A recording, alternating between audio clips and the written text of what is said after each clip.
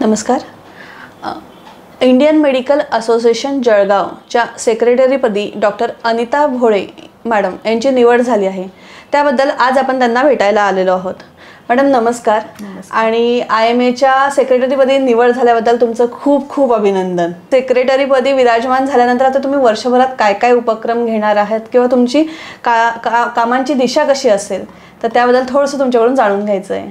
नेहमी इतर IMA बरेच उपक्रम घेत असते. त्यामध्ये मुख्यतः सगळ्या IMA डॉक्टरांचं म्हणजे MBBS मास्टर्स आणि सुपर स्पेशालिस्ट डॉक्टरांची ही नॉन प्रॉफिट ऑर्गनायझेशन आहे. सगळ्यात मोठं ऑब्जेक्टिव्ह म्हणजे सगळ्यांना एकत्र आणणे, रिसर्च कामांवर भर देणे आणि पब्लिक हेल्थसाठी काम करणे हे याचं मेन उद्देश आहे. आता आमची टीमसुद्धा मुख्यतः पब्लिक हेल्थ आणि अवेअरनेस यासाठी आम्ही काम करू. त्यापैकी एक पहिला प्रोजेक्टच आम्ही घेतलेला आहे. 24 एप्रिलला इंटरनॅशनल नॉईज अवेअरनेस डे आहे. त्याबद्दल आम्ही काही पोस्टर्स छापून समाजातल्या प्रत्येक घटकापर्यंत जाण्याचा प्रयत्न करतो आहे. शाळा कॉलेजेसपासून सुरुवात करून युनिव्हर्सिटीजपर्यंत जाऊन रिक्षा ड्रायव्हर्स आणि विविध समाजातल्या प्रत्येक घटकांपर्यंत जाऊन त्यांना अवेअर करण्याचा प्रयत्न करतो आहे. माझा पुढचा प्रश्न असा असेल की संघटनेची स्वतःची अशी काही आचारसंहिता आहे का? आचारसंहिता अशी संघटनेची नसते. आम्ही ओथ घेतो म्हणजे जेव्हा पदवीदान होतं तेव्हाच आमची एक शपथ घेतलेली असते.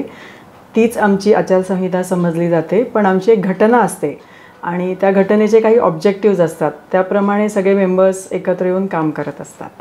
मॅडम मला विशेष नमूद करावंसं असं वाटतं की IMA जळगावच्या पहिल्या महिला सेक्रेटरी म्हणून तुमचं नाव इतिहासात कोरलं गेलेलं आहे. IMAच्या एकूणच वाटचालीबद्दल तुम्ही काय सांगू शकाल?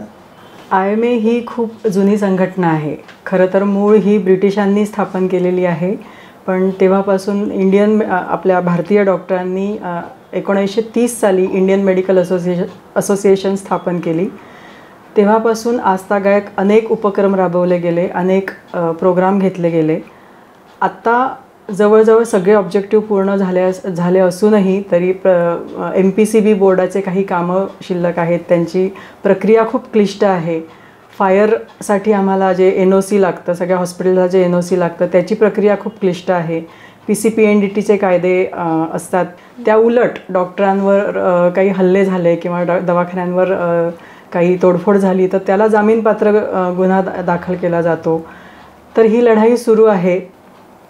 बरेचसे कामं आमच्या जुन्या लोकांनी केलेले आहेत. नर्सिंग होम रजिस्ट्रेशनचा सुद्धा एक इश्यू आहे की जो वेळोवेळी भेडसावत असतो. रिन्युअलसाठी आम्हाला जी नोंदणी शुल्क असतं ते कमी करण्यात यावं अशी माफक अपेक्षा आहे.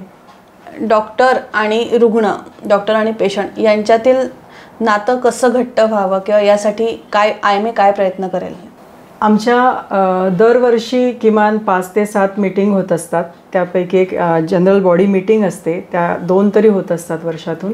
त्यामध्ये विविध आमचे सिनियर्स विविध स्तरातून आलेले विविध शाखांचे जे पदव्युत्तर तज्ज्ञ असतात त्यांना वेळोवेळी गाईड करत असतात. त्यात मुख्यतः आम्ही असं सांगतो की पेशंट आणि नातेवाईकांशी वेळोवेळी योग्य ते कम्युनिकेशन व्हायला पाहिजे, योग्य तितका वेळ दिला गेला पाहिजे आणि काही लपवाछपवी न करता जे आहे ते ट्रान्सपरन्सी जर राहिली सगळ्या गोष्टींमध्ये तर डॉक्टर रुग्ण हे नातं खूप सुंदर होतं आणि खूप सुदृढ होतं.